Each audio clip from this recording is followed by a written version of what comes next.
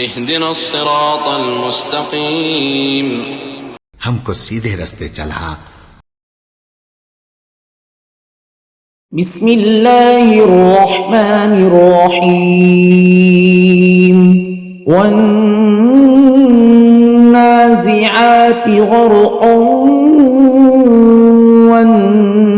والناشطات نشطا والسابحات سبحا فالسابقات سبقا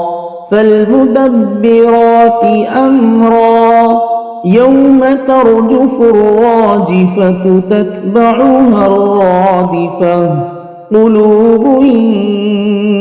يومئذ واجفة أبصارها خاشعة يقولون أئنا لمردودون في الحافرة أئذا كنا عظاما نخرة قالوا تلك إذا كرة خاسرة فإنما هي زجرة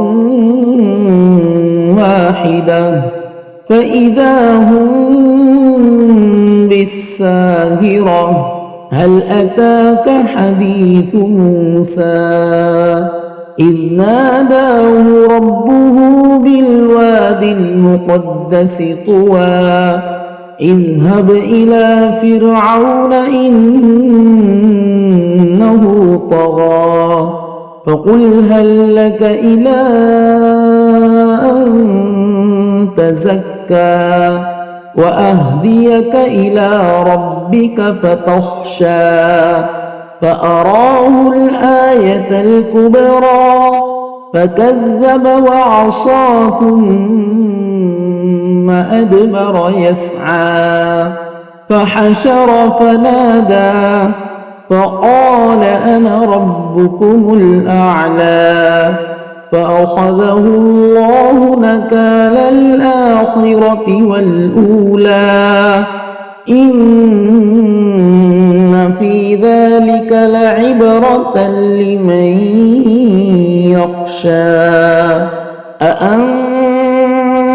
أشد خلقا أم السماء بناها رفع سمكها فسواها وأغطش ليلها وأخرج ضحاها والأرض بعد ذلك دحاها أخرج منها ماءها ومرعاها والجبال أرساها متاعا لكم ولأنعامكم فإذا جاءت الطامة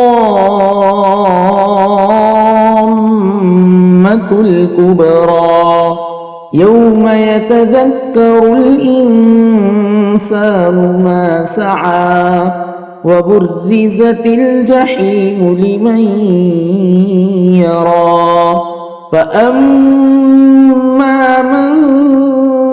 طغى وآثر الحياة الدنيا فإن الجحيم هي المأوى وأما من خاف مقام ربه ونهى النفس عن الهوى فإن الجنة هي المأوى يسألونك عن الساعة أيان مرساها فيم أنت من ذكراها إلى ربك منتهاها إنما أنت منذر من يخشاها كأنهم يوم يرونها لم يلبثوا إلا عشية أو ضحاها